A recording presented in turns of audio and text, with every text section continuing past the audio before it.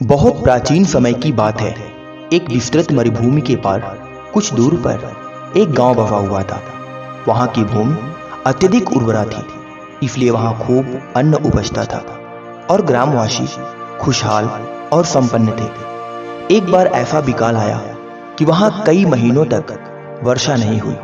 गांव और आसपास के सभी कुएं और तालाब सूख गए। खेतों की उपज भी मारी गई। ग्रामवासी और मवेशी भूख की चपेट में आकर असमय मृत्यु के गाल में समाने लगे। चारों ओर हाहाकार मच गया। इस घोर अकाल से उबरने के उपाय जानने के लिए सभी ग्रामवासी अपने गांव के वयोवृद्ध मुखिया के पास पहुंचे। मुखिया वयोवृद्ध तो था ही, साथ साथ वह बुद्धिमान और दूरदर्शी भी था। वयोवृद्ध होने के कारण अनुभव का वह धनी था। वह ग्रामवासियों के बीच सद्भाव और एकता बनाए रखता था। लोगों के बीच किसी भी प्रकार का आपसी अनबन होने पर अपनी सूझबूझ एवं बुद्धि से उसे सद्भावपूर्वक दूर करा देता था। यही कारण था कि सभी ग्रामवासियों का विश्वास और सम्मान उसे प्राप्त था। सभी ग्रामवासियों का जमघट एक सभा में परिणत हो गया। सभा में एक युवक ने अपना विचार रखा।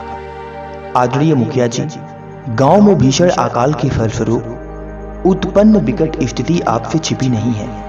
अन्न जल के अभाव में मवेशियों के साथ ग्रामवासी भी मृत्यु के कराल गाल में चले जा रहे हैं। यदि यही मारक स्थिति कुछ दिन और बनी रही तो सारे ग्रामवासी भूख और प्यास से तड़प तड़प कर काल के गराल गाल में चले जाएंगे। इस मारक स्थिति से उबरने का कोई उपाय जल्द बताने की कृपा करें।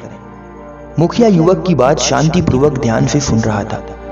उसने स्थिति की गंभीरता से सहमति जताते हुए कहा कि वे निराश ना हो और धैर्य रखें। उसने उन्हें धैर्य रखने की सलाह दी और आश्वासन दिया कि वह सोच समझकर कोई ना कोई उपाय निकालने का प्रयास अवश्य करेगा। यह सुनकर वहां उपस्थित एक अन्य युवक ने आक्रोश भरे स्वर से उबल पड़ा, क्या खूब मजाक कर रहे हैं मुखिया जी। महाराज, अब सोचने का वक्त कहां बचा है। इधर आप सोचते रहेंगे और इसी अवधि में हमारे दो भाई बहन अकाल की भेंट में चढ़ गए। मैं तो कहूंगा यह सोचना अब बंद करें और तत्काल कोई निर्णय लें। मुखिया पूर्वत शांत रहा और संयत स्वर से उस युवक से बोला, प्रिय युवक, यह तुम नहीं, तुम्हारी जवानी का जोश बोल रहा है। अरे भाई, अकाल की यह मारक तलवार केवल तुम्हारे ऊपर ही नहीं, मेरे और मेरे परिवार पर भी लटक रही है। अकाल की मारक स्थिति की गंभीरता को मैं भी पूरी तरह समझता हूं, लेकिन कोई भी काम पूरा सोच समझकर करना ही सही होता है। बिना सोचे समझे किया गया काम हमेशा दुखदायी होता है।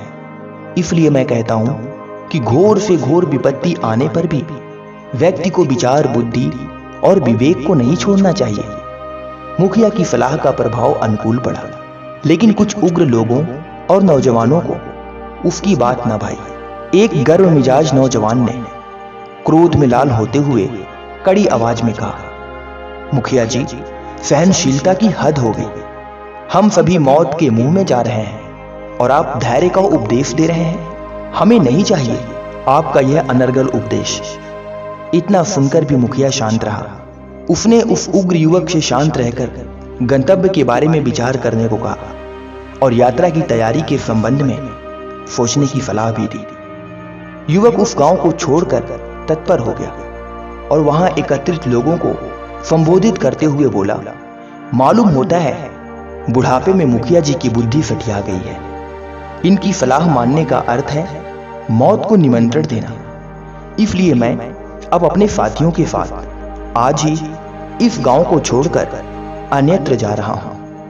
आप लोगों में से जो भी हमारे साथ चलना चाहे तैयार हो जाए। मुखिया को नौजवान की तीखी बातों को सुनकर थोड़ा दुख तो अवश्य हुआ, फिर भी संयत स्वर में उसने उस युवक को समझाया, हाँ बेटा, मैं सचमुच बूढ़ा हो गया हूं, लेकिन मेरे पास जीवन का लंबा अनुभव है।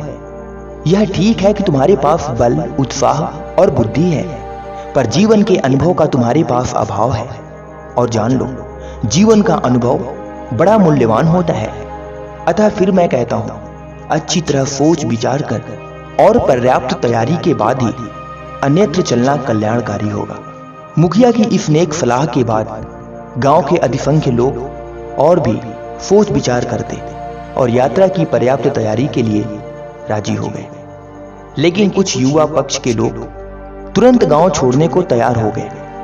उन लोगों ने बैलगाड़ियों पर अपना आवश्यक सामान लदवाया और उस उग्र युवक के नेतृत्व में गांव छोड़कर अज्ञात स्थान की ओर कूच कर गए। अश्रुपूर्ति नेत्रों से ग्रामवासियों ने उन्हें विदाई दी। इसके 3 दिनों के बाद सोच विचार कर मुखिया ने सारे ग्रामवासियों को गांव छोड़कर मरुभूमि के पार किसी अकाल मुक्त स्थान की ओर चलने की तैयारी करने को कहा। उसने बताया कि अकाल के प्रकोप से प्राण रक्षा का वही एक उपाय है।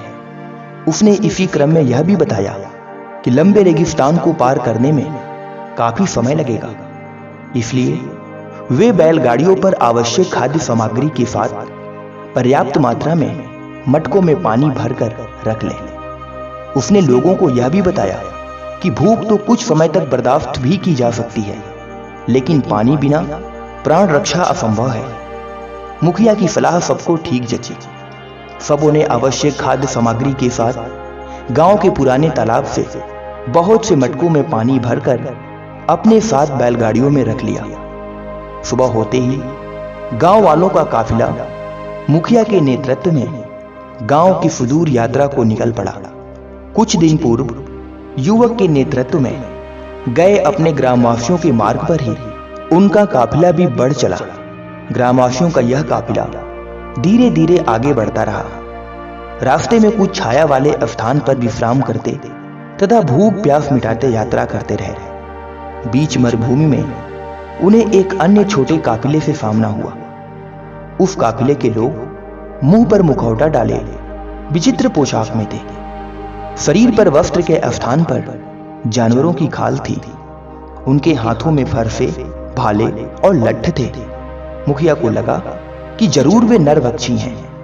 यह देख मुखिया को विश्वास हो गया कि वे नरभक्षी ही थे। बस यह ख्याल आते ही उसने अपने साथ आए गांव वालों को उन विचित्र और खूंखार लोगों से सावधान कर दिया।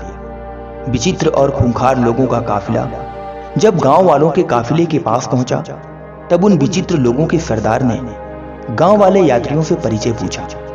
मुखिया ने परिचय देते हुए बताया कि भीषण अकाल पड़ने के कारण अपनी प्राण रक्षा के लिए अपने गांव वालों के साथ नए और सुरक्षित स्थान को जा रहा है। तब सरदार की दृष्टि उनके पानी पीने के मटके पर पड़ी। उसने सुझाव दिया कि भारी मटकों के साथ उनकी यात्रा दूभर हो जाएगी, अतः सभी मटकों के पानी वे फेंक दें। जब गांव वाले काफिले का मुखिया पानी फेंकने को तैयार ना हुआ, तब खूंखार लोगों के सरदार ने उनसे झूठ कहा कि मरुभूमि के पास ही जंगल में भारी वर्षा हो रही है, इसी से उसके कपड़े भीगे हैं, इसलिए पानी फेंक देना ही बुद्धिमानी होगा। यह सुनकर मुखिया को पूरा विश्वास हो गया कि वे खूंखार लोग निश्चय ही आदमखोर हैं। मुखिया ने उसकी सलाह को नकारते हुए पानी फेंकने से साफ इनकार कर दिया। मुखिया द्वारा पानी फेंकने से इनकार करने पर वे खूंखार जंगली हथियारबंद लोग वहां से चले गए। तब मुखिया ने अपने साथियों को दुविधा में पड़े देखकर समझाया, ये जंगली खूंखार आदमखोर लोग हैं। ये लोग हथियारबंद होकर मरुभूमि में घूमते रहते हैं। 1-2 यात्री को मारकर ये खा जाते हैं। हम लोगों की बड़ी संख्या देखकर हमारे ऊपर इनकी हिम्मत नहीं हुई, इसलिए ये चले गए। लेकिन ये हमें गुमराह कर पानी फेंकवाना चाहते थे, जिससे कि हम बाद में प्यास से तड़पने लगते। फिर हमें अशक्त पाकर ये लौटकर हम सबको मारकर अपना भोजन बना लेते। मुखिया की सुचिंतित और विचारपूर्ण बात सुनकर साथ में आए गांव वाले आश्वस्त हुए और उसकी बुद्धिमत्ता पर उन्हें गर्व भी हुआ। मुखिया ने फिर आगे कहा, प्यारे साथियों, एकता में बड़ी शक्ति होती है, बल्कि वह हमारा सुरक्षा कवच है। किसी अपरिचित व्यक्ति की बातों पर हमें बिना विचारे विश्वास भी नहीं करना चाहिए, और फिर विपत्ति में घबरा जाना तो कायरों का काम होता है। अतः धैर्य और बहादुरी के साथ विपत्ति का सामना करने में ही सही वीरता है। अतः हम लोग धैर्य, एकता और साहस बनाए रखें। इस मारक विपत्ति पर हमारी विजय अवश्य होगी। इसके बाद पूरे आत्मबल के साथ मुखिया के नेतृत्व में गांव वालों का काफिला अपने गंतव्य की दिशा में आगे बढ़ चला। कुछ दूर आगे बढ़ने पर उन्हें लू और मृग मारीचा ने अपनी चपेट में ले लिया। अब तो प्यास से सबका बुरा हाल था। बार बार पानी पीने पर भी लोगों की स्थिति बदतर होती जा रही थी। साथ मिलाया पानी भी गर्म हो चला था। स्त्रियों और बच्चों की हालत तो और भी बदतर होती जा रही थी। लेकिन हिम्मत के साथ वे धीरे धीरे आगे बढ़ते गए। मुखिया उन्हें लगातार ठाढ़स देता और हौसला बढ़ाता जाता था। बहुत लंबे सफर के बाद अचानक दूर पर उन्हें एक हरे वृक्षों वाला एक वन दिख पड़ा। उसे देखते ही गांव वालों में नई जान सी आ गई। आखिर तेजी से चलकर लोग उस वन में पहुंचे, लेकिन वहां वर्षा का नाम भी नहीं था। फिर भी हरे पेड़ों की छाया में लू और मृग मरीचिका की चपेट से बचकर उन लोगों ने राहत की सांस ली। अभी मरुभूमि के जानलेवा ताप से राहत की सांस ले ही रहे थे कि उनमें से किसी की निगाह पास ही लगे मानव कंकाल के ढेर पर पड़ी। वह उसे देखकर दहशत के मारे चीख उठा। वहां बैठे सभी ग्रामवासियों की दृष्टि उसी ओर दौड़ गई। सभी उस ओर गौर से देखने लगे। मुखिया ने कंकालों के बीच बिखरे फटे चिथड़े कपड़ों को देखकर पहचान लिया कि वे उन्हीं लोगों के पोशाक के टुकड़े हैं जो उसकी बात न मानकर आगे चलाए थे। उसे यह समझते देर न लगी कि मरुभूमि में विचरने वाले नरभक्षी खूंखार लोगों ने उन्हें मारकर अपना ग्रास बना लिया था। उनकी बैलगाड़ियों को लूट लिया और बैलों को भी खा चट कर गए।